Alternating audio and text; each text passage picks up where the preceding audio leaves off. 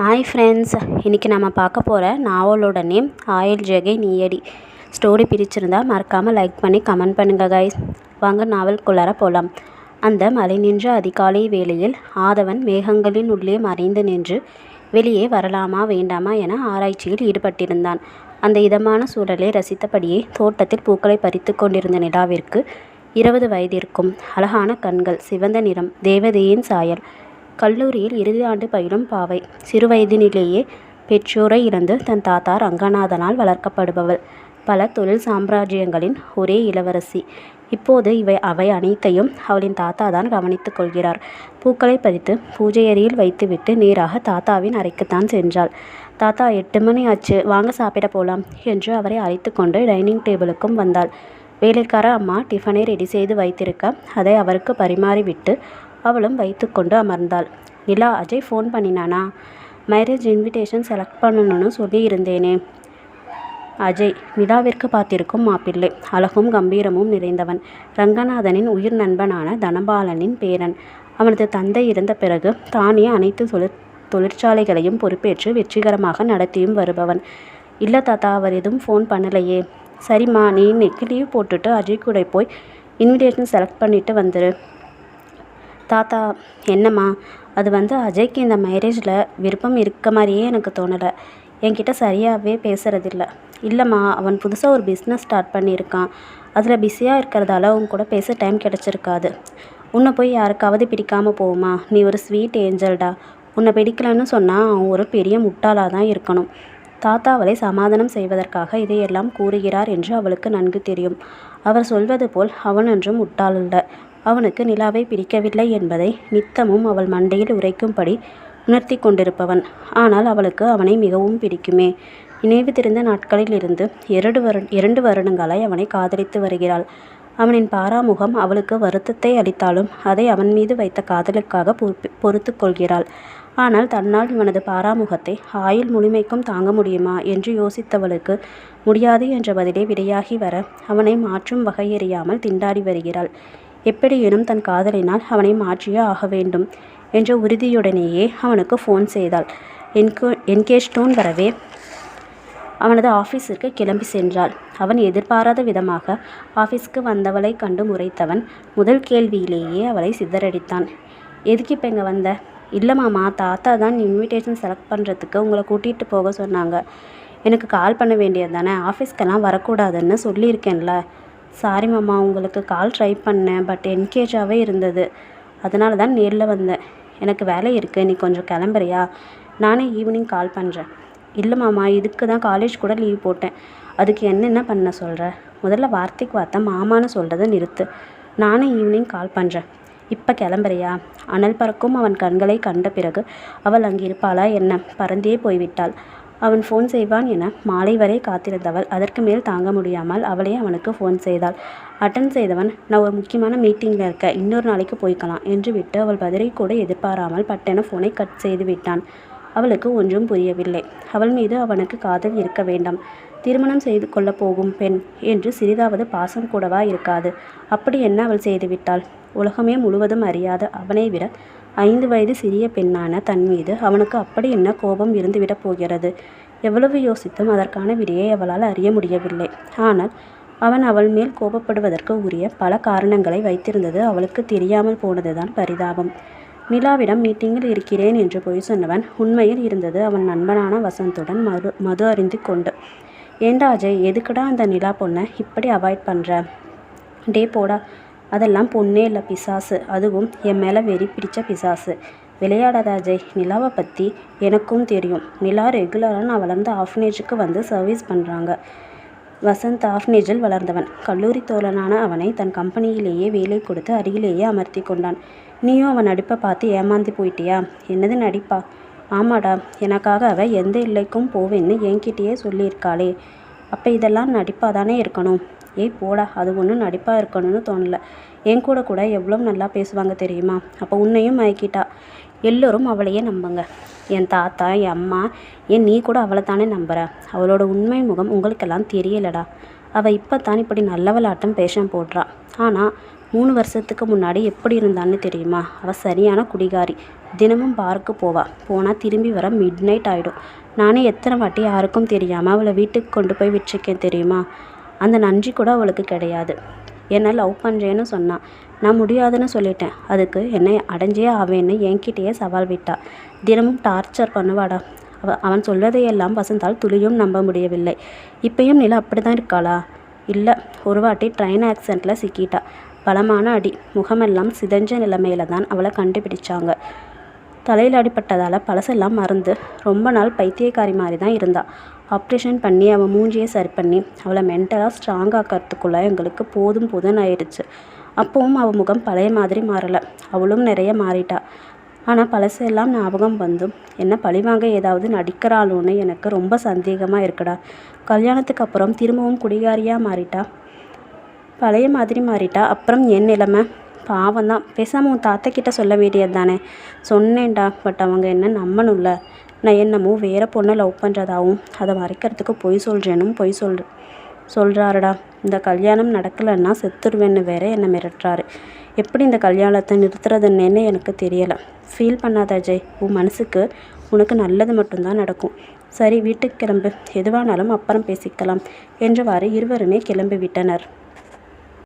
அடுத்த நாள் காலை மிகவும் அழகாக விரிந்திருப்பது போல் நிலாவிற்கு தோன்றியது. அஜயை எப்படியாவது தன் வசம் கொண்டு வர வேண்டும் என்ற நினைவுடனேயே அவனுடைய வீட்டிற்கு கிளம்பினாள். சண்டே ஆதலால் அஜய் அப்பொழுதுதான் ஹாலில் அமர்ந்து டிவி பார்த்து கொண்டிருந்தான். அவள் வீட்டின் உள்ளே நுழைவதை கண்டவன், ஐயோ, இந்த சாத்தான் இப்பயே வந்துருச்சா என நினைத்து உடனே அவன் அறைக்கு ஓடிவிட்டான். அதை பார்த்த நிலா சோகம் நிலையோட அவனின் அம்மாவான கிரிஜாவை நோக்கி சென்றாள். ஹாய் அத்தை, எப்படி இருக்கீங்க என்றவாறே சமையலறைக்குள் நுழைந்தாள். சிக்கன் குருமாவிற்கு சப்பாத்தியை சுட்டு கொண்டிருந்த கிரிஜா நிலாவை கண்டதும் மிகவும் மகிழ்ச்சி அடைந்தார். வா நிலா, எனக்கு என்னம்மா, நான் ரொம்ப நல்லா இருக்கேன். நீ தான் டல்லாக இருக்க மாதிரி இருக்கே. இல்லத்த, நைட் சரியாக தூங்கலை, தான் அப்படி இருக்கும். கொடுங்கத்த, நான் சப்பாத்தி சுடுறேன். நிலாவை கண்கொட்டாமல் பார்த்தவர், நிலா நீ ரொம்ப அழகாக இருக்கம்மா, என் கண்ணே பட்டிடும் போல இருக்கு என்று கூறினார். தேங்க்ஸ் அத்தை என்றவாறே வெக்கியவர் சப்பாத்தியை சுட ஆரம்பித்தார். அந்த உரையாடல்களை எல்லாம் வெளியே நின்றபடியே கேட்டுக்கொண்டிருந்த அஜய், பாம்பு கூட ரொம்ப அழகாக கவர்ச்சியாக தான் இருக்கும், அது மாதிரி தான் இவளும் என்று நினைத்து கொண்டே கிரிஜாவை அழைத்தான். அம்மா, டிஃபன் கொண்டு வரீங்களா இல்லையா என்று சப்தமிட்டான்.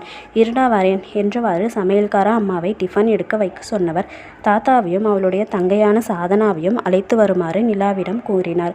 கிரிஜாவின் கணவர் 5 ஆண்டுகளுக்கு முன்பே ஹார்ட் அட்டாக்கில் இருந்துவிட அவருக்கு பின் கம்பெனியின் பொறுப்புகளை ஏற்ற அஜய் மிகவும் திறமையுடன் செயல்பட்டு முன்னேறி வருகிறான். நிலாவும் தாத்தாவை டிஃபனுக்கு அழைத்துவிட்டு சாதனாவையின் அறைக்கு செல்லும் முன் மிகவும் தயங்கினாள். ஏனெனில் அஜயைப் போலவே சாதனாவிற்கும் நிலாவை பிடிக்காது. சாதனாவின் கல்லூரி தோழி பிரீத்தி. அவளிடம் சாதனாவிற்கு ஒரு மயக்கமே உண்டு. அந்த பிரீத்தியும் அஜயை காதலிப்பதாகவும் தங்களை சேர்த்து வைக்கும்படியும் சாதனாவிடம் கூறிய பொழுது அவள் மிகவும் மகிழ்ந்தாள். எப்படியேனும் அண்ணனிடம் பேசி பிரீத்தியை அவர்களுடன் சேர்த்து வைக்க வேண்டும் என்று நினைத்து கொண்டிருந்த பொழுதுதான் தாத்தா நிலாவுடனான அஜயின் திருமண அறிவிப்பை வெளியிட்டார். இதை அறிந்த சாதனா நிலாவிடம் சென்று எப்படியாவது இந்த திருமணத்தை நிறுத்துமாறு கெஞ்சினாள். ஆனால் நிலாவோ தான் சிறுவயது முதலே அஜயை காதலிப்பதாகவும் எக்காரணம் கொண்டும் அவனை விட்டுத்தர முடியாது என்றும் கூறிவிட்டாள். அது முதல் நிலாவே அவளின் முதல் எதிரியாகவும் மாறிவிட்டாள். எனினும் சிறிதும் தவறாமல் அந்த பிரீத்தியை பற்றி அஜயிடம் கூறிக்கொண்டேதான் இருக்கிறாள். எப்படியோ மனதை திடப்படுத்திய நிலா சாதனாவின் அறைவாயிலை தட்டினாள். சிறிது நேரம் கழித்து கதவை திறந்த சாதனா நிலாவை அங்கே எதிர்பார்க்கவில்லை. நீ எதுக்கு இங்கே வந்த? இல்லை, அத்தை தான் உன்னை டிஃபன் சாப்பிட கூட்டிகிட்டு வர சொன்னாங்க. ஐயோ, இந்த அம்மாவுக்கு வேறு வேலையே இல்லை, யாரை வேணுமானாலும் அனுப்ப வேண்டியது தான் என்று அவளை திட்டிக்கொண்டே நான் வர கொஞ்சம் நேரமாகும் என்றவாறு முகத்தில் அரைந்த மாதிரி கதவை சாத்தினாள். அத்தையிடம் வந்த நிலா சாதனா சிறிது நேரம் கழித்து வருவதை கூறிவிட்டு அஜய்க்கும் தாத்தாவிற்கும் பரிமாற ஆரம்பித்தாள். நிலாவை முறைத்து கொண்டே அஜய் சாப்பிட அவன் அம்மாவோ அவளையும் சாப்பிட அமர வைத்து அவளுக்கும் பரிமாறினார். நிலா, இன்னைக்கு நைட் அஜயோடைய ஃப்ரெண்டு பையனுக்கு பர்த்டே பார்ட்டியாம், அதுக்கு உன்னையும் கூட்டிகிட்டு போகிறதா அஜய் சொல்லியிருக்கான். ஸோ ஈவினிங் சீக்கிரமாக ரெடியாகி வந்துடுமா? சரிங்க அத்தை என்று சந்தோஷமாக கூறியபடியே சாப்பிட ஆரம்பித்தாள். அஜய் தான் கோபமாக அம்மாவையே மனதில் திட்டினான்.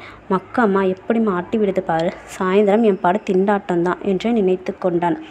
ஈவினிங் சீக்கிரமாகவே ரெடியான நிலா அஜய்க்காக காத்திருக்க அவனோ ஃபோன் செய்து அவளை தன் வீட்டிற்கு வரும்படி அழைத்தான். அவளும் சரி என்றவாறே தன்னுடைய காரை எடுத்துக்கொண்டு அஜயின் வீட்டை அடைந்தாள். அஜயும் ரெடியாக இருக்கவே உடனே இருவரும் அஜயின் காரில் கிளம்பினர். பார்ட்டி ஹாலில் நுழைந்தவுடன் அஜய் அவளை தனியே விட்டுவிட்டு அவன் ஃப்ரெண்ட்ஸுடன் சேர்ந்து கொண்டான். நிலாவிற்குத்தான் பெரும்பாடாக போனது. அவளுக்கு அங்கு யாரும் பரிச்சயம் உள்ளவர்களாகவே தோன்றாததால் அமைதியாக அமர்ந்து வேடிக்கை பார்க்க தொடங்கினாள். அது என்னமோ அவளுக்கு குழந்தையின் பர்த்டே பார்ட்டி போலவே தோன்றவில்லை. அங்கிருந்த அனைவரும் மதுக்கோப்பையுடனேயே சுற்றி கொண்டிருக்க இவர்களுக்கு இந்த பார்ட்டி குடிப்பதற்கு ஒரு சாக்கு என்று தோன்றியது. சரி, அஜயிடமாவது செல்லலாம் என்று அவன் அருகில் சென்ற பொழுது அஜயின் தோழன் ஒருவன், மச்சி உன் கூட வந்தது யாரு என்று வினவ அவனோ ஃப்ரெண்ட் என்று மொட்டையாக சொன்னான். ஓ என்று கூறிவிட்டு அந்த ஃப்ரெண்டும் விட்டுவிட நிலாவிற்குத்தான் கோபமாக வந்தது. ஏன் உட்பி என்று சொன்னால் என்ன ஆகிவிடுவான் என்று நினைத்தவாறே பழைய இடத்திலேயே அமர்ந்து வேடிக்கை பார்க்க தொடங்கினாள். சிறிது நேரத்திலேயே அங்கிருந்த சிறுமியிடம் ஒருவன் தவறாக நடப்பதைக் கண்டாள். எங்கிருந்துதான் அவ்வளவு கோபம் வந்ததோ அவளுக்கு. வேக வேகமாக அவனிடம் சென்றவள் அவன் சட்டையை பிடித்து அவன் கன்னத்தில் ஓங்கி ஓங்கி அறைய ஆரம்பித்தாள். அவன் தடுப்பதை சிறிதும் பொருட்படுத்தாமல் அழைத்து கொண்டேவும் இருந்தாள். அதை பார்த்து அஜய் ஓடி வந்து அவளை தடுக்க அதை உணரும் நிலையிலேயே அவள் இல்லை. உடனே ஓங்கி நிலாவின் கன்னத்தில் அடித்தவன் நிலாவை சுயநிலைவிற்கு கொண்டு வந்து என்ன பண்ணிட்டு இருக்க என்று கோபமாக கத்தினான். அந்த அயோக்கியன் செய்த அசிங்கத்தை சொல்லி அந்த சிறுமியை கொச்சைப்படுத்த முடியாமல் நிலா அமைதியாக நின்றாள். சொல்றியா இல்லையா என்றவாறே மீண்டும் கையை ஓங்கியவன் நிலாவின் பார்வையில் அதை கைவிட்டான். அனைவரிடமும் மன்னிப்பை வேண்டியவன் அவளுக்கு மனநிலை சரியில்லை என்று பொய்யுரைத்து அவளை இழுத்து கொண்டு காரை கிளப்பியவனின் வேகத்திலேயே தெரிந்தது அவனது கோபத்தின் அளவு. வீட்டிற்கு வெளியேவே காரை நிறுத்தியவன் திரும்பி அவளிடம் பாய்ந்தான். என்னதான் நினச்சிட்டு இருக்க? உன்னை இம்ப்ரெஸ் பண்ணுறதுக்கு என்ன வேணாலும் செய்வியா? உனக்கு வெக்கமாக இல்லையா? ஐயோ அஜய், அந்த பொறிக்க ஒரு சின்ன பொண்ணுக்கிட்ட தப்பாக நடந்துக்க ட்ரை பண்ணான். அதை பார்த்து தான் கோபப்பட்டு அவனை அடித்தேன். மற்றபடி உங்களுக்காகவெல்லாம் ஒன்றும் இல்லை. இதை என்ன நம்ப சொல்கிறியா? நம்புறதும் நம்பாததும் உங்கள் இஷ்டம். இப்படியெல்லாம் நம்புற மாதிரி போய் பேசுகிற பொண்ணை நான் பார்த்ததே இல்லை. Ajay, you crossing your limits. என்னடி லிமிட்டு? நீ நினச்சதை அடைய என்ன வேணாலும் செய்வேன்னு எனக்கு தெரியும். அவ்வளவு கேடு கெட்டவ தானே நீ. ஸ்டாப் அஜய், என்னை பற்றி உங்களுக்கு என்ன தெரியும்? ஓகே, இதோட போதும். இவ்வளோ வெறுப்போட நீங்கள் என்ன மேரேஜ் பண்ணிக்க வேண்டாம். நல்லவளாட்டம் வேஷம் போடுறியா? நீ நல்லவன்னா இந்த மேரேஜை நிறுத்தி காட்டு என்று அஜய் அவளிடம் சீறினான். ஐயோ, நான் சொன்னால் தாத்தா ஒத்துக்க மாட்டாரே. தானே பார்த்தேன். நீயாவது கல்யாணத்தை நிறுத்துறதாவது. இத்தனையும் நடிப்பு. ஓகே, நான் செய்கிறது நடிப்பாகவே இருக்கட்டும். உங்களுக்கு தானே என்ன பிடிக்கல, ஸோ நீங்களே நிறுத்திடுங்க. என்னடி கிண்டலா? என்னால் நிறுத்த முடிஞ்சா அதை நான் எப்போவோ செஞ்சுருப்பேன். அப்போ என்னால் மட்டும் எப்படி முடியும்னு நினைக்கிறீங்க? சாரி அஜய், நீங்கள் எப்படி வேணாலும் இந்த மேரேஜை நிறுத்திக்கோங்க. நான் எந்த அப்ஜெக்ஷனும் சொல்ல மாட்டேன் என்று சொன்னவள் வேக வேகமாக காரை விட்டிறங்கி அவளுடைய காருக்கு சென்று அதை செலுத்தினாள். அதை பார்த்து கொண்டிருந்த அஜய்க்கோ அவளை கொன்றுவிடும் வேகம் வந்தது. எப்படியோ வீடு வந்து சேர்ந்த நிலா தன் அறைக்கு சென்று உயிரே கரைந்து விடுவது போல் அழுதாள். என் அஜய், என்னை எப்படி இவ்வளவு கேவலமாக நினைக்கலாம் என்று எண்ணி அழுதழுது ஓய்ந்தாள். எப்பொழுது உறங்கினாள் என்றே தெரியாத நிலையில் 8 மணிக்கு மேலானதால் தாத்தாவே அவளது அறைக்கதவை தட்டினார். கதவை திறந்த நிலாவை கண்டவர் திடுக்கிட்டார். என்னாச்சு நிலா, ஏன் இப்படி இருக்க? தாத்தா, அஜய்க்கு என பிடிக்கவே இல்லை. தயவு செஞ்சு இந்த கல்யாணத்தை நிறுத்திடுங்க தாத்தா. ஏம்மா, என்னாச்சு? இல்லை, அவன் ஏதாச்சும் உன்னை அடித்தானா இல்லை திட்டினானா? அப்படியெல்லாம் இல்லை தாத்தா என அந்த நிலையிலும் பொய்யுரைத்தாள். இதோ பார்மா, நிச்சயமாக இந்த கல்யாணத்தை என்னால் நிறுத்த முடியாது. அப்படி நிறுத்தணும்னு நினச்சா அது என் சாவுக்கு அப்புறம்தான் முடியும் என்றார். அதை கேட்ட நிலா அப்படியே விக்கித்து நின்றாள். சரி, நீ போய் குளிச்சுட்டு வா, சாப்பிடலாம் என்று விட்டு அவர் விரைந்து விட்டார். நிலாவிற்கு என்ன செய்வதென்றே புரியாத நிலை. வேறு வழி இல்லாமல் அவளும் தாத்தாவிற்கும் பயமுறுத்தலுக்கு சம்மதித்தாள். நாட்கள் மிகவும் வேகமாக நகர்ந்தோடியது. திருமணத்திற்கு இன்னும் 1 மாதமே இருந்த நிலையில் பத்திரிகைகள் அச்சடித்து வந்துவிட்டன. ஆனால் அஜய் அதையெல்லாம் இன்னும் 1 வாரம் கழித்து கொடுத்து கொள்ளலாம் என்று கூறிவிட்டான். நிலாவும் அஜய்க்கு ஃபோன் செய்வதை நிறுத்திவிட்டாள். அஜயும் திருமணத்தை நிறுத்த ஏதாவது சாக்கு கிடைக்காதா என்று எதிர்பார்த்து காத்திருந்தான். அஜய் வீட்டிற்கு சென்ற பொழுது அவன் அம்மா, ஏன்பா அஜய், அந்த நிலா பொண்ணோட ஃப்ரெண்ட்ஸ் எல்லாம் உன்னை பார்க்கணுன்னு ஆசைப்படுறாங்களாம். அதனால் அவங்கள கொஞ்சம் மீட் பண்ணிட்டு வாப்பா என்று கூற அஜய்க்கு பெரும் கோபமாய், பாவம் அவனுக்கு தெரியாது, அது நிலாவிற்கு தெரியாமலேயே அவளின் தோழிகள் செய்த ஏற்பாடு என்பது. சரி என்று விட்டு அவர்கள் சொன்ன பார்க்கிற்கு சென்றான். அங்கே ஏற்கனவே இருந்த நிலா அஜயை பார்த்து திடுக்குற்றாள். அஜய், நீங்கள் எப்படி இங்கே என்று கேட்க, உன் ஃப்ரெண்ட்ஸ் தான் கூப்பிட்டாங்க. எதுக்குடி இப்படி செஞ்சீங்க என்று கோபப்பட்டார். நாங்களும் உன் எதிர்கால ஹஸ்பண்டை பார்க்கணும்ல, அதுக்கு தான். நீ தான் கண்ணிலே காட்ட மாட்டேங்கிறியேப்பா. பாத்தியா எப்படி பிளான் பண்ணணுன்னு? ஒருத்தி சொல்ல நிலாவிற்குத்தான் ஐயோ என்றிருந்தது. ஒரு வழியாக அவர்களை சமாளித்து வீட்டிற்கு அனுப்பிவிட்டு அஜயும் நிலாவும் மட்டுமே தனித்து நின்றனர். அப்பொழுது எதிர்பாராமல் சைக்கிள் ஓட்டிய குழந்தை ஒன்று சைக்கிளை நிலாவின் மேலேயே மோத நிலாவோ அஜயின் தலையிலேயே வேகமாக மோதி நிலை தடுமாறி இருவரும் கீழே விழுந்தனர். முதலில் விழுந்த அஜயோ அவள் வேண்டுமென்றே அவன் மீது விழுந்ததாக நினைத்து கொண்டு, இப்படியெல்லாம் என் மேலே விழுந்தா நான் உன்கிட்ட மயங்கிருவேன்னு நினைச்சையா என்று அவளை வார்த்தையால் தாக்கினான். ஏற்கனவே இடித்ததால் வந்த தலைவலியிலிருந்தே விடுபட முடியாமல் திண்டாடியவள் விழுவதற்காக அவன் கையை பிடிக்க அவன் சீ என்று விட்டு அவளை மீண்டும் தள்ளிவிட்டு வேகமாக சென்று விட்டான். அந்த அவமானத்திலேயே கூனி குறுகியவள் அங்கிருந்த சிமெண்ட் பெஞ்சின் மேல் மெதுவாக ஏறி அமர்ந்தாள். அப்பொழுது பார்த்து மழை வர அங்கிருந்த அனைவரும் பார்க்கை விட்டு வெளியேறிவிட நிலாவின் தலைவிலி அவரை நகர விடவில்லை. அப்பொழுது வந்த இடி சப்தத்தில் நிலா மயங்கி சரிந்தாள். பார்க்கிலேயே மயங்கி விழுந்த நிலா சிறிது நேரத்திலேயே எழுந்துவிட்டாள். ஆனால் தலைக்குள் ஏதேதோ நினைவுகள் தோன்ற தலையை பிடித்தபடி அப்படியே அமர்ந்தும் விட்டாள். மதுக்குட்டி சீக்கிரம் எந்திரிடா, டைம் ஆச்சு பாரு, ஸ்கூலுக்கு லேட் ஆயிடும் என்றவாறே மதுமதியை எழுப்பிக் கொண்டிருந்தார் அவளின் அம்மா அன்னபூரணி. மதுமதி +2 படித்து கொண்டிருக்கும் சுட்டி பெண். ராமலிங்கம் அன்னபூரணி தம்பதியரின் ஒரே செல்ல மகள். ராமலிங்கம் ஒரு தனியார் நிறுவனத்தில் அக்கவுண்ட் செக்ஷனில் பணியாற்றி கொண்டிருக்கிறார். மத்தியதர குடும்பத்தை மிக மகிழ்ச்சியாக வாழ்ந்து வந்த குடும்பம் அது. அம்மா இன்னும் ஒரு 5 மினிட்ஸ் தூங்கிக்கிறேனே என்று மது கெஞ்சினாள். என்னமோ பண்ணு, ஆனால் லேட்டாக எழுந்தால் காஃபியை கட் பண்ணிடுவேன். ஐயோ அம்மா, காஃபி போடுங்க, நான் எழுந்துட்டேன் தானே பார்த்தேன், நீயாவது காஃபி குடிக்காமல் இருக்கிறதாவது. நான் போய் காஃபி போடுறேன், பல்லையாச்சும் தேய்ச்சிட்டு வா. சரிம்மா என்றவாறே பல் தேய்த்து வந்தவள் காஃபியை குடித்துவிட்டு ஸ்கூலுக்கு தயாராகி புறப்பட்டாள். அவள் பள்ளியில் நன்கு படிக்கும் பெண், முதலிடம் பிடிப்பவள், அனைவரிடமும் அன்பாய் பழகும் குணமுடையவள். அதனால் எப்பொழுதும் அவளை சுற்றி ஒரு பெண்கள் பட்டாளமே இருக்கும். இப்படி அமைதியாகவும் சந்தோஷமாகவும் சென்று கொண்டிருந்த அவள் வாழ்க்கையில் ஒரு இடி விழுந்தது. அன்று ஸ்பெஷல் கிளாஸ் முடித்து லேட்டாக வீடு திரும்பிக் கொண்டிருந்தாள் மது. அப்பொழுது பார்த்து மழை பெய்யவே ஒரு வீட்டிற்கு அருகிலேயே நின்றாள். இருட்டத் தொடங்கிவிட்ட வேளையிலே அந்த வீதியில் ஆள் நடமாட்டம் இருப்பது போலவே தோன்றவில்லை மதுவிற்கு. வீட்டினுள் யாராவது இருக்கிறார்களா என்று எட்டி பார்த்தவள் அதிர்ச்சியுற்றாள். அங்கே 4 பேர் மது அருந்தி கொண்டிருக்க அதிலிருந்த ஒருவன், டே மச்சான், அங்கே பாரடா, சோக்கா ஒரு குட்டி மாட்டி இருக்கு என்றான். அங்கிருந்து ஓடிவிடும் வேகத்தில் அவசரமாக நடந்த மது வலிக்கு கீழே விழுந்தாள். அதே அவர்களுக்கு சாதகமாகிவிட அந்த மனித மிருகங்கள் அந்த சிறிய பெண்ணை வேட்டையாடத் தொடங்கின.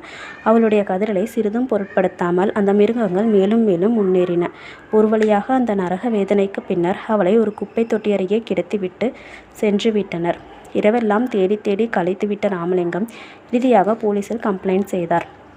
விடியற் காலையிலேயே மது கிடந்த பக்கம் வாக்கிங் சென்ற ஒருவர் அவளை கண்டுவிட்டு போலீசில் தகவல் சொல்ல அங்கே விரைந்த போலீஸ் அவளை ஹாஸ்பிட்டலில் சேர்த்தனர்.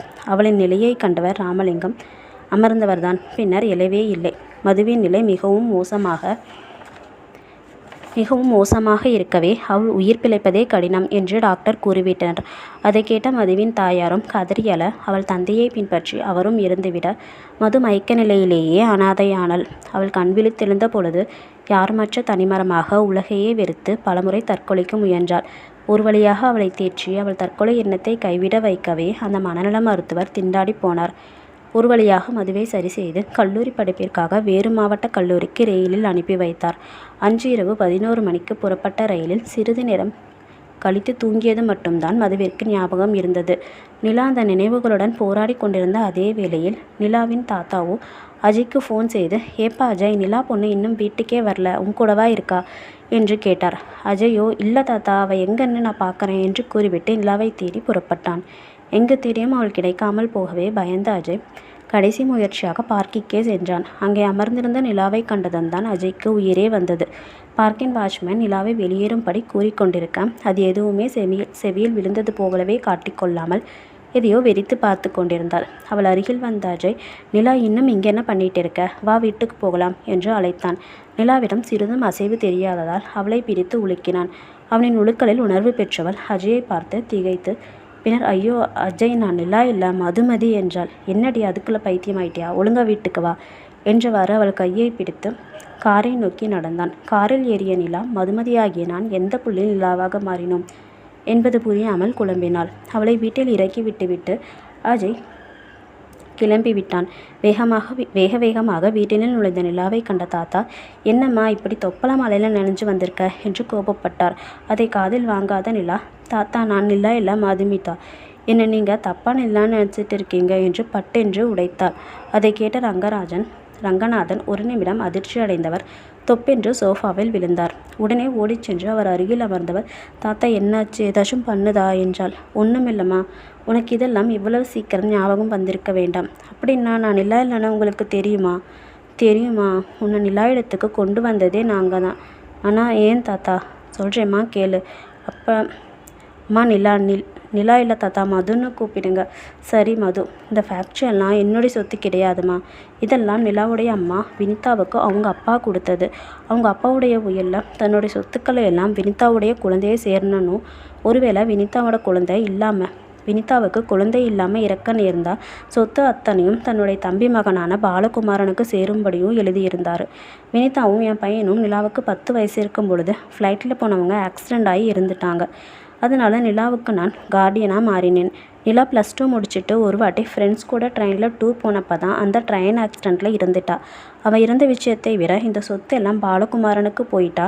இந்த தொழிற்சாலையில் வேலை பார்க்குற ஆயிரக்கணக்கான தொழிலாளர்கள் நிலைமையை எண்ணித்தான் வருத்தப்பட்டேன். ஏன்னா அந்த பாலகுமாரன் ஒரு சரியான குடிகாரன், ரேஸில் பணத்தை விடுபவன். அவனிடம் இந்த தொழிற்சாலை சென்றால் 1 மாதத்திற்குள்ளேயே அனைத்தையும் முழுங்கி விடுவான். அந்த யோசனையில் இருந்தப்போ தான் அஜயன் தாத்தா என்னிடம் உன்னை பற்றி சொன்னார். ரங்கநாதா, அந்த ஆக்சிடெண்ட்டில் பொழைச்சவங்களை ட்ரீட்மெண்ட் பண்ணுறதுக்காக வச்சுருக்க ஹாஸ்பிட்டலில் ஒரு பொண்ணை பார்த்தேன். அந்த பொண்ணை பார்க்குறப்போ நம்ம நிலாவுடைய சாயல் கொஞ்சம் கொஞ்சம் தெரியுதுடா. எனக்கு என்னமோ அந்த பொண்ணை நம்ம நிலான்னு சொல்லி கூட்டிகிட்டு வந்தால் என்ன? அந்த பொண்ணுக்கு தலையில் அடிபட்டதால் எதுவும் ஞாபகமும் இல்லை என்றவர் மதுவை பற்றி அவர் சேகரித்த அனைத்து விஷயங்களையும் அவரிடம் கூறினார். அதற்கு நிலாவின் தாத்தா, எல்லாம் சரிதான்டா, ஆனால் அந்த பொண்ணுக்கு எல்லாம் ஞாபகம் திரும்ப வந்துட்டா அப்போ என்ன பண்ணுறது? ஞாபகம் திரும்பாமல் இருக்கிறதுக்கும் ட்ரீட்மெண்ட் இருக்குண்டா. அதை செஞ்சு அந்த பொண்ணை நிலாவை நம்ம கூடவே வச்சுக்குவோம். ரங்கநாதனுக்கும் அது சரி என்று தோணவே அது முதல் மது நிலாவானாள். அதை கேட்டுக்கொண்டிருந்த நிலா என்கின்ற மது கதறி அழுதாள். அவள் அழுதுவானது சரி செய்து கொள்ளட்டும் என்று நினைத்தவர் அவளை தனியே விட்டுவிட்டு வந்து அஜயின் தாத்தாவிற்கு ஃபோன் செய்து நிலாவிற்கு பழைய ஞாபகம் வந்த விஷயத்தை கூறினார். அடுத்த நாள் பொழுதும் புணர்ந்தது. நேற்று பார்க்கில் நிலாவை பிடித்து கீழே தள்ளிவிட்டதை நினைத்து வருந்திய அஜய் அவளிடம் மன்னிப்பு கேட்பதற்காக ஃபோன் செய்தான். ஸ்விட்ச் ஆஃப் டோன் வரவே வீட்டிற்கே வந்தான். அவனை வரவேற்ற நிலாவின் தாத்தா, என்னப்பா விஷயம் என்று கேட்டார். நிலாவை பார்க்கணும். ஏன் ஃபோன் ஸ்விட்ச் ஆஃப் பண்ணி வச்சிருக்கா? சார்ஜ் இல்லாமல் இருந்திருக்கும்பா. நானே போய் நிலாவை வர சொல்கிறேன் என்றபடியே நிலாவிடம் வந்தார். அவள் இன்னமும் உறங்கிக் கொண்டிருக்க அவள் நெற்றியில் கை வைத்தவர் அவளுக்கு காய்ச்சல் அடிப்பதை உணர்ந்தார். நிலா, எந்திரிமா, அஜய் வந்திருக்கான், உன்கிட்ட ஏதோ பேசணுமா? என்னால் யார்கிட்டையும் பேச முடியாது, என்னை விச்சுங்க, நான் எங்கேயாச்சும் போயிடுறேன். முட்டாள்தனமாக உளராத. உனக்கு யார் இருக்காங்க? எங்கே போவ? தயவு பண்ணி என்னை விட்டுட்டு போயிடாதம்மா. அப்புறம் என்ன பிணமாக தான் பார்க்க முடியும். தாத்தா, என்ன வார்த்தை சொல்லிட்டேங்க. சரி தாத்தா, நான் எங்கேயும் போகலை, போதுமா? சரிம்மா, வந்து அஜயை பாரு. அஜய்க்கும் நான் யாருன்னு தெரியுமா? இல்லைம்மா, அவனுக்கு தெரியாது. அப்புறம் எதுக்கு தாத்தா வர என்னை இவ்வளவு வெறுக்கணும்? அது எனக்கு எப்படிம்மா தெரியும்? சரிம்மா, சீக்கிரம் வந்து அவனை பாரு. ரொம்ப நேரமாக வெயிட் பண்ணுறான். சரி என்றபடியே அஜயின் முன் வந்து அமர்ந்தாள். அவளின் ஓய்ந்த தோற்றத்தை கண்டவன், என்னாச்சு நிலா, உடம்பு சரியில்லையா? அப்படிலாம் ஒன்றும் இல்லை. என்ன விஷயமா வந்தீங்க என்று கேட்டாள். அவளின் உற்சாகமான வரவேற்பை எப்படி சமாளிப்பது என்று எண்ணி வந்தவன் அவளின் பாராமுகத்தை சிறிதும் எதிர்பார்க்கவில்லை. அது நேற்று பார்க்கில் உன்னை பிடிச்சு தள்ளிவிட்டதுக்கு சாரி கேட்க தான் வந்தேன். ஓ, உங்களுக்கு இந்த மேனஸ் எல்லாம் கூட இருக்கா? இல்லை நிலா, ரொம்ப சாரி, நான் உங்ககிட்ட அப்படி நடந்திருக்கக்கூடாது. என் மேலே அப்படி என்ன வெறுப்பு உங்களுக்கு? என்னை பிடித்து தள்ளிவிடும் அளவுக்கு ஏதோ கோபத்தில் செஞ்சுட்டேன், என்னை மன்னிச்சிரு நிலா. சரி, வேறு எதுவும் விஷயம் இருக்கா? ஆமாம், இன்றைக்கி ஈவினிங் மேரேஜ்க்கு ட்ரெஸ் பர்ச்சேஸ்க்கு போகணும், ரெடியாயிரு என்று சொன்னவன் அவளிடம் பதிலின்றி போகவே அவள் நெற்றியில் கை வைத்தான்.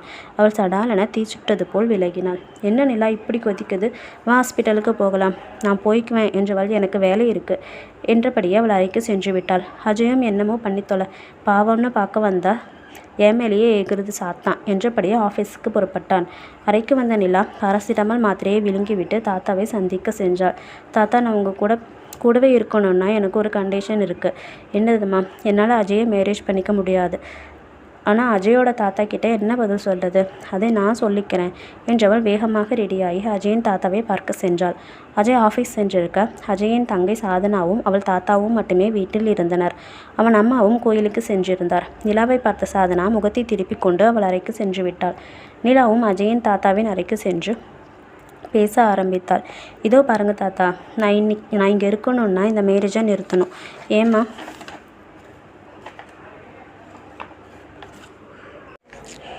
ஏம்மா, அஜயை மேரேஜ் பண்ணிவிட்டு எங்கள் கூடவே ஹாப்பியாக இருக்கலாமே. இல்லை தாத்தா, அஜய்க்கு எப்படி நீங்கள் எந்த தகுதியுமே இல்லாத என்ன கல்யாணம் செஞ்சு வைக்கலாம்? அஜய் ரொம்ப நல்லவர் தாத்தா. அவருடைய வாழ்க்கையை அவர் இஷ்டப்படி சந்தோஷமாக அமையணும். சரி, உனக்கு என்ன தகுதி இல்லைன்னு நினைக்கிற? முதல்ல நான் ஒன்றும் பணக்காரி இல்லை, பணம் ஒன்றும் வாழ்க்கை இல்லைம்மா. நான் என் பேரனுக்கு குணமுள்ள பெண்ணை தான் கொடுக்க விரும்புகிறேன்.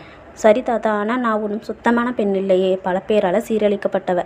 இதோ பாரு நிலா, அது ஏதோ ஒரு ஆக்சிடெண்ட், அதையெல்லாம் பெருசாக நினைக்க தேவையில்லை. கற்புங்கிறது உடம்புல இல்லை, மனசில் தான் இருக்குன்னு நம்புகிறவனா. ஏதோ அறியாத வயசில் உனக்கு நடந்த கொடுமைக்காக உன்னுடைய வாழ்க்கையே பாழாக்கிக்கிறது மடத்தணும். நீங்கள் எப்படி வேணாலும் நினச்சிக்கலாம் தாத்தா, ஆனால் அஜயும் அதையே நினைக்கணுமே. என்னோடய மனசாட்சியை குழி தோண்டி புதைச்சிட்டு என்னால் அவர் கூட குடும்பம் நடத்த முடியாது. நீங்கள் அஜயோடைய வாழ்க்கையும் சேர்த்து பாழாக்கிறதையும் பொறுத்துக்க முடியாது. சரிம்மா, நீ சொல்கிறபடியே செஞ்சாலும் உன் தாத்தருக்கு அப்புறம் ஃபேக்ட்ரியை யார் கவனிச்சுக்குவாங்க? ஏன் தாத்தா, என்னால் முடியாதுன்னு நினைக்கிறீங்களா? நீயா? ஆமாம், நான் பிஸ்னஸ் மேனேஜ்மெண்ட் கோர்ஸ் எடுத்து படிக்கலான்னு இருக்கேன்.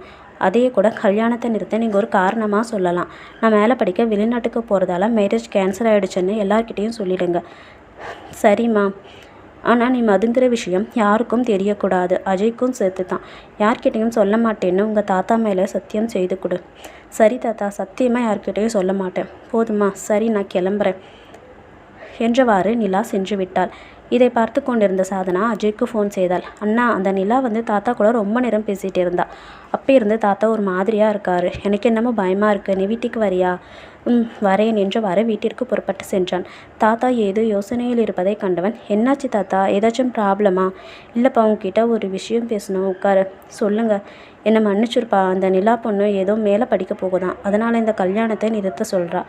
ஆனால் நீங்கள் என்ன சொன்னீங்க? என்னப்பா சொல்ல முடியும்? கல்யாணத்தை நிறுத்தினா உன்னால் சமாளிக்க முடியுமா? முடியும் தாத்தா, அதனால் ஃபேக்ட்ரிக்கு எந்த பிரச்சனையும் வராமல் நான் பார்த்துக்கிறேன். உனக்கு எதுவும் இதில் வருத்தம் இல்லையே? நிச்சயமாக இல்லை தாத்தா. அவளுக்கே வருத்தம் இல்லாமல் இருக்கும் பொழுது நான் எதுக்கு வருத்தப்படணும்? தாத்தா, நீங்கள் எதுவும் கவலைப்படாதீங்க, எல்லாம் நான் பார்த்துக்கிறேன் என்று அவருக்கு நம்பிக்கை அளித்தான். ஒரு வழியாக இந்த திருமணத்திலிருந்து விடுதலை பெற்றவன் உடனே நிலாவிற்கு ஃபோன் செய்தான். ஹலோ நிலா, ரொம்ப தேங்க்ஸ். பரவாயில்ல அஜய், உங்களுக்காக நான் எதுவும் செய்வேன். இதை செய்ய மாட்டேனா? அப்படின்னா நீ மேலே படிக்க போகிறது இல்லையா? படிக்க தான் போகிறேன். என்னோடய ஃபேக்ட்ரியை நானே ரன் செய்கிற அளவுக்கு என் திறமையை வளர்த்துக்கணும். Okay Ajay. Okay Nila, all the best. Ajay, நீங்களும் உங்களுக்கு பிடிச்ச பொண்ணாக பார்த்து மேரேஜ் பண்ணிவிட்டு ஹாப்பியாக இருக்கணும். இனிமேல் நான் உங்கள் லைஃப்பில் குறுக்க வர மாட்டேன். குட் பை என்றவாறு ஃபோனை கட் செய்தாள். அஜய்க்கு தான் இதே இதில் ஏதோ பிசைவது போல் தோன்றியது. இதுவும் நடிப்பாகவே இருக்க வேண்டும். தன்னை வளைக்க ஏதோ திட்டமிடுகிறாள் என எப்போதும் போல் தவறாகவே அவளை கணித்தான். நிலா புதிய கல்லூரி ஒன்றில் சேர்ந்து தன் படிப்பை தொடர்ந்தாள். எப்பொழுதாவது அஜயின் நினைவு வந்தால் அதை தன் மனதுடன் போராடி வெல்ல பழகினாள். சிறிது சிறிதாக அவனை மறக்கவும் தொடங்கினாள். அஜயை பார்ப்பதையும் அறவே தவிர்த்தாள். இப்படியே வாழ்க்கை அலையில்லாத கடலாக சென்று கொண்டிருந்தது. இப்பொழுதெல்லாம் அவள் காரை பயன்படுத்துவதில்லை. ஸ்கூட்டியையும் உபயோகிக்க பழகினாள். விலையுயர்ந்த ஆடைகளையும் தவிர்த்தாள். சிம்பிளான புடவை மட்டுமே கட்டினாள். அவள் ஏற்கனவே மதுமிதாவாக இருந்த பொழுது அணிந்திருந்த சாதாரண மழைக்கலன்களையே அணிந்தாள். நிலாவின் தாத்தா ரங்கநாதனும் மிகவும் வருத்தப்பட்டு, நிலா ஏம்மா இப்படி சன்னியாசி மாதிரி வாழ ஆரம்பிச்சிட்டா என்று கேட்டார். எனக்கு இதுவே போதும் தாத்தா. ஆடம்பரத்தில் கிடைக்காத நிம்மதியே எனக்கு இந்த வாழ்க்கை தான் தருது. அப்போ தான் என்னால் பழசையெல்லாம் மறக்க முடியும். சரிம்மா, உனக்கு என்ன தோணுதோ அதை மட்டும் செய் என்று சென்று விட்டார். அங்கு அஜயும் நிலாவை மறக்கத் தொடங்கி நிம்மதியாக தொழிலை பார்க்கத் தொடங்கினான். அவர்களது திருமணம் நின்றதில் சாதனாவிற்குத்தான் கொள்ளை மகிழ்ச்சி. எப்படியாவது அஜயையும் பிரீத்தியையும் சேர்த்து வைக்க திட்டமிட்டாள். ஒரு முறை பிரீத்தியை அழகாக அலங்கரித்து வருமாறு சொல்லி அஜயுடன் அறிமுகம் செய்து வைத்தாள். ஆனால் அஜயோ பிரீத்தியிடம் ஹாய் சொன்னதோடு சரி, அவளை ஏறெடுத்தும் பார்க்கவில்லை. சாதனாவிற்கு கோபம் பொத்து கொண்டு வந்தது. காலேஜில் இருக்கும் அனைத்து ஆண்களும் பிரீத்தியின் பின்னால் சுற்றி கொண்டிருக்க அஜய் பிரீத்தியை சிறிதும் சட்டை செய்யாததை நினைத்து உள்ளுக்குள் குமரினாள். அவனை முறைத்தபடியே அவள் அன்னையிடம் பிரீத்தியை அறிமுகப்படுத்த அழைத்து சென்றாள். கிரிஜாவும் பிரீத்தியிடம் அன்பாக பழக ஆரம்பித்தார். அவர் பிரீத்தியிடம் நீ ரொம்ப அழகாக இருக்கம்மா என்றார். அதற்கு சாதனாவோ ஆமாம்மா, எங்கள் காலேஜிலேயே பிரீத்தி தான் ரொம்ப அழகு. மிகவும் அழகான பிரீத்தி அவளிடம் பழகுவதில் சாதனாவிற்கு தனி பெருமையே உண்டு. ஆனால் பாவம் அவளுக்கு தெரியாது, பிரீத்தி அவள் அண்ணன் அஜய்க்காகத்தான் அவளுடன் பழகுகிறாள் என்பது. பிரீத்தி ஒரு பணப்பிசாசு. அவள் அஜயின் மூலமாக வரும் சொத்துக்களை எல்லாம் வசமாக்கிவிடும் நோக்கத்திலேயே சாதனாவுடன் பழகினாள். பிரீத்தி அழகாக இருப்பதாய் சொன்ன கிரிஜா நிலாவை பற்றி பேச ஆரம்பித்தார். முடித்தார். அந்த நிலாவும் ரொம்ப அழகுதான், ஆனால் திமிர் தான் ஜாஸ்தி. இல்லைன்னா நம்ம அஜயே வேண்டாம்னு சொல்லிட்டு போவாளாம். அவளுக்கெல்லாம் நல்ல வாழ்க்கையே அமையாது என்று அவர் சொல்லிக்கொண்டே இருந்ததை கேட்ட அஜய்க்கோ மிகவும் வருத்தமாக இருந்தது. தனக்காக நிலா அனைவரிடம் திட்டு வாங்குவதை அவனால் ஜீரணிக்க முடியவில்லை. அவனுடனே கிரிஜாவிடம் சென்று, அம்மா ப்ளீஸ் ஸ்டாப், எத்தனை வாட்டி சொல்லியிருக்கேன் நிலாவை பற்றி பேசக்கூடாதுன்னு, ஏமா புரிஞ்சிக்கவே மாட்டேங்கிறீங்க? சாரிப்பா, ஏதோ ஆதங்கத்தில் பேசிட்டேன் என்று கூறிவிட்டு அவர் வேறு வேலையை பார்க்க சென்று விட்டார். ஆனால் அஜய்க்குத்தான் அதன் பிறகு வேலையே ஓடவில்லை. நிலாவின் நினைவாகவே இருந்தது. நாட்கள் யாருக்காகவும் காத்திருக்காமல் மிக வேகமாக ஓடியது. நிலா இன்னும் 1 மாதத்தில் கல்லூரி படிப்பை முடிக்கப் போகிறாள். அஜயும் வேகமாக முன்னேறி தொழிலில் ஒரு புதிய உச்சத்தை எட்டினான். வளரும் தொழிலதிபர்களுக்கான விருது இந்த வருடம் அஜய்க்கு கிடைக்கும் என்று எதிர்பார்க்கப்பட்டது. இந்த நிலைமையில்தான் அஜய் மற்றும் நிலாவின் தாத்தாக்களின் மிக நெருங்கிய தோழர் ஒருவரின் குடும்ப திருமணத்திற்கு அனைவருக்கும் அழைப்பு விடுக்கப்பட்டது. அஜயோ தனக்கு வேறு வேலை இருப்பதால் வர முடியாது என்று சொல்ல அவனின் தாத்தா அவனை கட்டாயப்படுத்தி வருமாறு சம்மதிக்க வைத்தார். வெளியூரில் திருமணம் என்பதால் அனைவரும் திருமணத்திற்கு முதல் நாள் காலையிலேயே செல்வதென்றும், அஜய் மட்டும் அன்றிரவு கிளம்பி திருமண நாள் காலையில் அங்கு இருந்தால் போதும் என்றும் தாத்தா சொல்லிவிட்டார். அங்கு நிலாவுக்கும் அதே நிலைமைதான். அவளுக்கு ஃபைனல் இயர் எக்ஸாம் நடந்து கொண்டிருக்க அவளையும் எக்ஸாம் எழுதிவிட்டு மாலையில் கிளம்பி வருமாறு முடிவு செய்யப்பட்டது. திருமணத்திற்கு முதல் நாள் முடிவெடுத்தபடியே அனைவரும் சென்று விட்டனர். அன்று மாலையில் எக்ஸாம் எழுதிவிட்டு நிலா வீட்டிற்கு வந்தாள். டிரைவர் தனக்கு உடம்பு சரியில்லாத காரணத்தால் தன்னால் வர முடியாது என்று மறுத்துவிடவே அவள் தாத்தாவிற்கு ஃபோன் செய்து சொன்னாள். சரிம்மா, அஜய் கூட நைட் தான் கிளம்பி வரான், நீயும் அவன் கூடவே வந்துருமா என்றார். அஜய் கூடவா என்று நிலா பெரிதும் யோசனை செய்யவே, தாத்தா ஏம்மா அஜய் கூட வரத்துக்கு என்ன என்று கேள்வி கேட்டார். இல்லை தாத்தா, அஜய் என்னை ஏதாச்சும் சொல்வார். வேண்டாம் தாத்தா, நான் ஏதாவது டாக்ஸி புக் பண்ணி வரேனே, அதெல்லாம் ஒன்றும் திட்டமாட்டான். நீ ரெடியாயிரு, நான் அஜய் கிட்ட பேசுகிறேன் என்று கட் செய்தார். உடனே அவர் அஜயின் தாத்தாவிடம் சென்று நிலாவையும் அஜயையே கூட்டி வருமாறு கூறும்படி சொன்னார். சரி என்று அவரும் அஜய்க்கு ஃபோன் செய்தார். என்னப்பா அஜய், கிளம்பிட்டியா? இல்லை தாத்தா, இன்னும் கொஞ்ச நேரத்தில் கிளம்பணும். வரும்போது நிலாவையும் கூட்டிகிட்டு வாப்பா.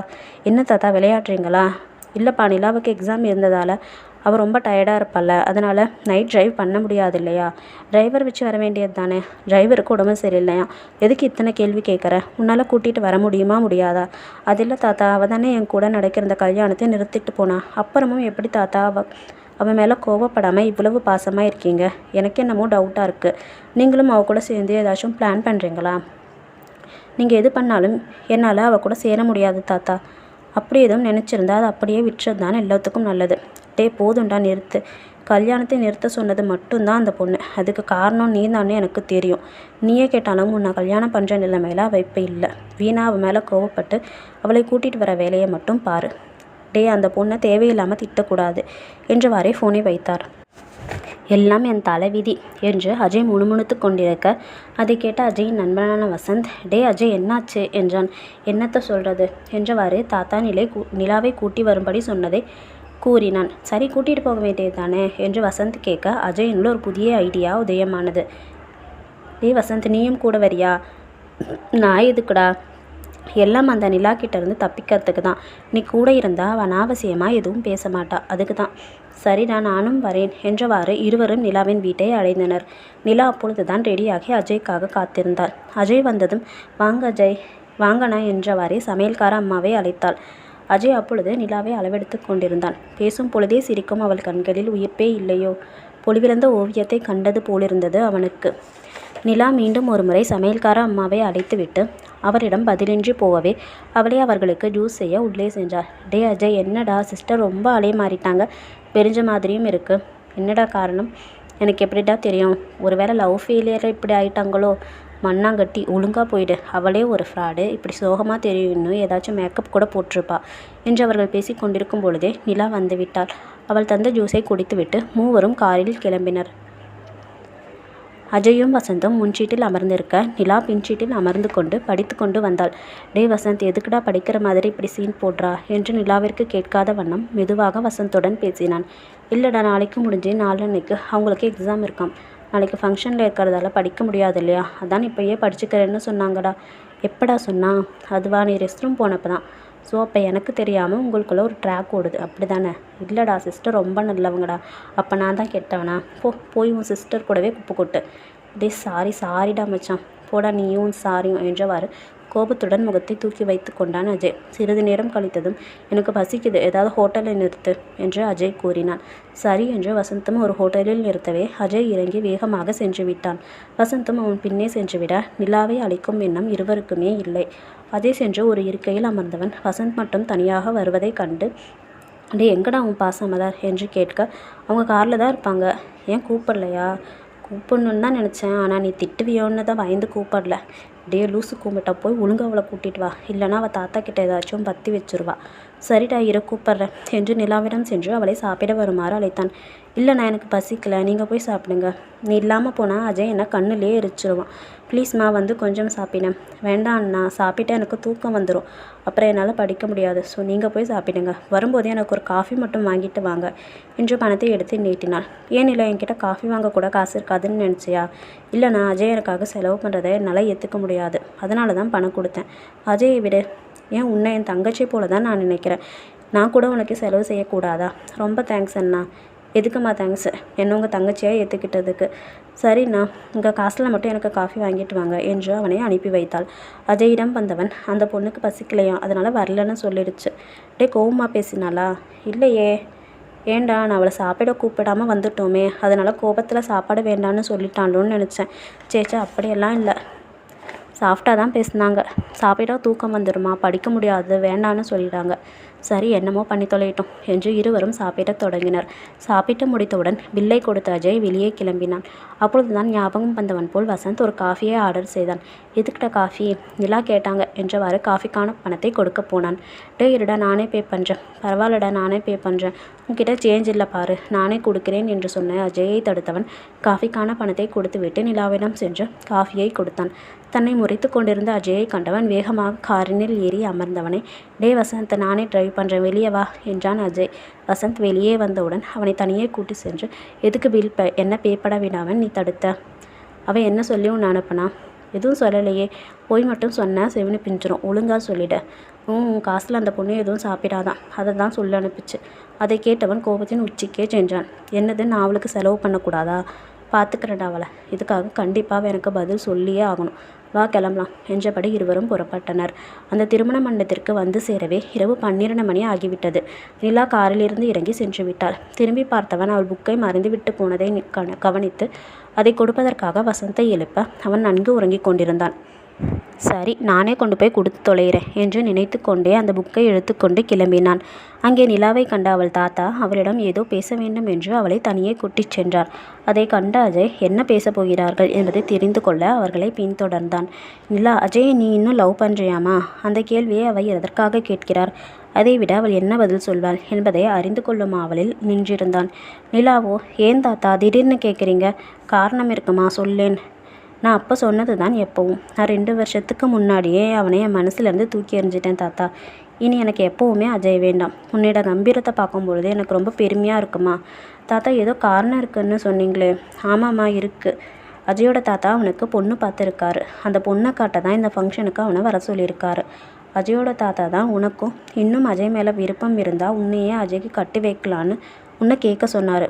அஜய்க்கு வேறு பெண்ணை பார்க்குறதுல உனக்கு ஒன்றும் வருத்தம் இல்லையே? நிச்சயமாக இல்லை தாத்தா. அஜய்க்கு ஒரு நல்லது நடந்தால் அதுக்காக சந்தோஷப்படுற முதல் ஆள் நானாக தான் இருப்பேன். உன் நல்ல மனசுக்கு நீ எப்பவும் நல்லா இருப்ப. தேங்க்ஸ் தாத்தா. இந்த உரையாடல்களை எல்லாம் கேட்டுக்கொண்டிருந்த அஜய் முதன்முறையாக உள்ளுக்குள் உடைந்தான். தான் செய்தது தவறோ என்று நினைக்கத் தொடங்கினான். அஜய்க்கு நிலாவின் மீது மெதுவாக காதல் பூக்கத் தொடங்கியது. திருமண நாள் காலையும் மிக அழகாக விடிந்தது. நிலா அங்கு ஒரு சிறிய குழந்தையை தூக்கி கொண்டிருப்பதை கண்ணிமைக்காமல் பார்த்து கொண்டிருந்தான் அஜய். அப்பொழுது அங்கு வந்த அந்த குழந்தையின் அம்மா, நிலா, பாப்பாவுக்கு டிஃபன் ஊட்டணும், பாப்பாவை தா என்று கேட்க, அக்கா நான் பாப்பாவுக்கு ஊட்டுறேன், நீங்கள் போய் டிஃபன் கொண்டு வாங்க. இல்லைம்மா, உங்ககிட்ட சாப்பிட மாட்டா, கூட நானே ஊட்டுறேன், இந்தாங்க என்றவாறே குழந்தையை தந்தாள். குழந்தை மேல் அவ்வளவு ஆசை இருந்தால் நீயும் கல்யாணம் பண்ணி குழந்தை பெற்று கொஞ்ச வேண்டியது தானே என்று அவர் கேட்டவுடன் நிலாவின் முகம் இருண்டது. அதை கவனித்து கொண்டிருந்த அஜய் நிலாவிடம் பேசுவதற்காக ஒரு அடி எடுத்து வைத்திருப்பான். அப்பொழுது பார்த்து தாத்தா கூப்பிட தாத்தாவிடம் சென்றான். என்ன தாத்தா, உங்ககிட்ட ஒரு விஷயம் பேசணும்ப்பா, சொல்லுங்க. உனக்கு பொண்ணு பார்த்துருக்கேன். என்ன தாத்தா திடீர்னு என்கிட்ட ஒரு வார்த்தை கூட சொல்லாமல்? இல்லைப்பா, திடீர்னு தான் அந்த பொண்ணோட அப்பா என்கிட்ட இந்த விஷயத்தை கேட்டார். நமக்கு ஈக்குவலான ஸ்டேட்டஸ், பொண்ணும் லட்சணமாக இருந்ததால் நானும் ஓகே சொல்லிட்டேன். ஆனால் பொண்ணு உனக்கு பிடிச்சா மட்டும்தான் அடுத்த ஸ்டெப் எடுக்கணும். ஏன்னா இன்னும் ஒரு பொண்ணை காயப்படுத்துகிற பாவம் எனக்கு வேண்டாம் பாரு. அதுதான் தாத்தா நிலாவை காயப்படுத்தியதை தான் குறிப்பிடுகிறார் என்பதை உணர்ந்தவன் அவரை முறைத்தான். சரி சரி, முறக்காத. கொஞ்ச நேரம் கழித்து அந்த பொண்ணோட பேசி பார்த்துட்டு உன் முடிவை சொல்லு. அந்த பொண்ணு பேர் சஞ்சனா. சரி, போய் ஃபங்க்ஷனை பாரு என்று அனுப்பி வைத்தார். அவன்தான் இருத்தலை கொள்ளி எறும்பானான். நிலாவிடம் இன்னும் முழுமையாக நம்பிக்கை இல்லாத இந்த நேரத்திலும் அவள் மேல் புதிதாய் வந்திருந்த காதல் அவனை நிலைத்தடுமாற வைத்தது. அப்பொழுது அங்கு வந்த வசந்த், என்னோட யோசனையெல்லாம் பலமாக இருக்குது. இல்லைடா, தாத்தா எனக்கு பொண்ணு பார்த்துருக்காங்க. என்னது, வேற பொண்ணா?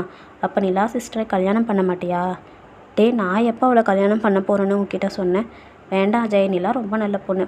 உனக்காகவே காத்திருக்கான்னு தான் எனக்கு தோணுது. மிஸ் பண்ணிவிட்டு அப்புறம் ஃபீல் பண்ணாதடா. போடா அவள் தாத்தா கிட்டே என்ன சொன்னான்னு உனக்கு தெரியுமா? எனக்கு கல்யாணம் நடந்தால் அவள் ரொம்ப சந்தோஷப்படுவாளாம். அவளுக்கு நான் வேண்டமே வேண்டான்னா. நிலாவா இதெல்லாம் சொன்னா? ஆமாம், அவள் தான். சரிடா, அந்த பொண்ணுக்கே இஷ்டமில்லாத போது நாம் எதுக்கு அவளை கம்பல் பண்ணணும்? சரிதான் என்று சொன்ன அஜயை பார்த்த வசந்த் நிலா அவனுள் வந்துவிட்டதை உணர்ந்தான். ஒரு பொருள் தன் கையை விட்டு போகும் பொழுதுதான் அதன் அருமை தெரியும் போல என்று நினைத்தவன் இன்னும் அஜயின் முகம் தெரியாததை கண்டு, அஜய், சோகமாக இருக்காதடா, உனக்கு அது செட் ஆகலை. நான் ஒன்றும் சோகமாக இல்லையே. ஓ அப்படியா, சரி சரி. உனக்கு பார்த்துருக்க பொண்ணு இந்த கூட்டத்தில் யாருக்கு? ஆமாம், அங்கே பாரு, அந்த பொண்ணு தான் என்று அஜய் காட்ட வசந்தோ, சான்ஸே இல்லை, பொண்ணு ரொம்ப அழகாக இருக்குது. நிலாவெல்லாம் இந்த பொண்ணு கிட்ட கூட நிற்க முடியாதில்ல என்று கூற அஜய் வசந்தை முறைத்து கொண்டிருந்தான். நீ இப்போ நிலாவை பற்றி பேசுகிறத நிறுத்த போறியா இல்லையா? அது இல்லைடா, நிலா முன்ன மாதிரி பளிச்சுன்னு இருந்தால் கூட இந்த பொண்ணு கூட போட்டி போட்டிருக்கலாம். ஆனால் இப்போ அவள் அப்படி இல்லையே. அவளை பார்க்கும்போது ரொம்ப மங்கி போன மாதிரி இருக்குல்ல. சரி சரி, நிறுத்து, வா குட்டிக்கு போகலாம் என்று இருவரும் டைனிங் ஹாலுக்கு சென்றனர். சாப்பிட்டு திரும்பி வந்து பார்த்த பொழுது நிலாவும் அஜய்க்கு பார்த்திருக்கும் பெண் சஞ்சனாவும் ஏதோ தீவிரமாக பேசி கொண்டிருந்தனர். அந்த பொண்ணு கூட நிலாவுக்கு என்ன பேச்சு என்று அஜய் கேட்க, தெரியலையே என்றபடி இருவரும் வந்து சேரில் அமர்ந்தனர். சிறிது நேரம் கழித்து அங்கு வந்த தாத்தா, அஜய் இங்கே வா. அவனை தனியாக அழைத்து சென்றார். சாரிப்பா அஜய், அந்த பொண்ணு சஞ்சனாவுக்கு இந்த மேரேஜில் இஷ்டம் இல்லையாம். அதனால் அவங்க கல்யாணம் வேண்டான்னு சொல்லிட்டாங்க. அஜய் கோபத்தின் உச்சிக்கே சென்றான். இதற்கு காரணம் நிலாதான். அவள் தான் சஞ்சனாவிடம் ஏதோ சொல்லி இந்த சம்பந்தத்தை தடுத்து விட்டதாக யூகித்தான். இதற்கு காரணம் யாருன்னு எனக்கு தெரியும். அவளை என்ன பண்ணுறேன்னு பாருங்க என்று விட்டு வெளியே வந்தவன் நிலாவிடம் சென்று, ஏய் நிலா, இங்கே வா. அவளை தனியே அழைத்து சென்றான். என்ன அஜய், ஏதாச்சும் ப்ராப்ளமா? ஆமாடி, என்னுடைய ப்ராப்ளமே நீ தான். எப்படி இப்படி எதுவும் தெரியாதா பாப்பாவாட்டம் முகத்தை வச்சுருக்க? எல்லாம் நடிப்பு. உன் நடிப்பை பார்த்து நானே ஏமாந்துட்டேன். நிறுத்துங்க, என்ன விஷயம்னே சொல்லாமல் நீங்கள் பாட்டு பேசிக்கிட்டே போனால் எப்படி? முதல்ல விஷயத்த சொல்லுங்கள். சஞ்சனா கிட்டே என்னை பற்றி என்ன சொன்னேன்? சஞ்சனா கிட்டேயா? அவகிட்ட நான் எதுக்கு உங்களை பற்றி சொல்லணும்? ஏன்னா அவள் எனக்கு பார்த்துருக்க பொண்ணு. அதனால தான் என்னை பற்றி தப்பாக சொல்லி அவள் மனசை கெடுத்துருக்க. அதனால தான் அவங்க இந்த சம்மந்தம் வேண்டான்னு சொல்லிட்டாங்க. லுக் அஜய், சஞ்சனா என்னுடைய பழைய காலேஜில் ஒன்றா படித்தவ, என்னோடய ஃப்ரெண்டு. நாங்கள் ஜஸ்ட்டு சும்மா தான் பேசிகிட்டு இருந்தோம். ஃபஸ்ட்டு நான் எதுக்கு உங்கள் கல்யாணத்தை நிறுத்தணும்? ஏன்னா இன்னும் உனக்கு என்னை விட மனசு இல்லை. அதனால தான் எல்லாருக்கிட்டையும் நல்ல விளையாட்ட வேஷம் போட்டு என்னை அடையணும்னு நினைக்கிறேன். ஸ்டாப் இட் அஜய், அசிங்கமாக பேசாதீங்க. நான் உங்களை மறந்து ரொம்ப நாள் ஆச்சு. என்னோடய எந்த நிலைமையிலும் திரும்ப உங்களை நினைக்க மாட்டேன். சஞ்சனாவும் நானும் ஃப்ரெண்ட்ஸ். நாங்கள் சும்மா தான் பேசிகிட்டு இருந்தோங்கிறது தான் உண்மை. இதை நான் நம்பணுமா? உங்ககிட்ட ப்ரூவ் பண்ணணும் எனக்கு எந்த அவசியமும் இல்லை. உன்னை நம்புறதுக்கு நானும் கேனே இல்லை. நீ இதுக்கு என்கிட்ட பதில் சொல்லியே ஆகணும். உன்னை சும்மா மட்டும் விட மாட்டேன். என்னை பழி வாங்க போகிறீங்களா? வேணும்னா என்ன வேணாலும் பண்ணுங்கள். ஆனால் இப்போ முதல்ல இடத்த விட்டு கிளம்புறீங்களா? கொழுப்படி உனக்கு, அதை அடக்கி காட்டுறேன். அது உங்களால் முடியாது அஜய், பார்க்கலாம். ஆனால் நமக்குள்ளே நடக்கிற இந்த சேலஞ்ச் யாருக்கும் தெரியக்கூடாது, முக்கியமாக தாத்தாங்களுக்கு. ஓகேவா?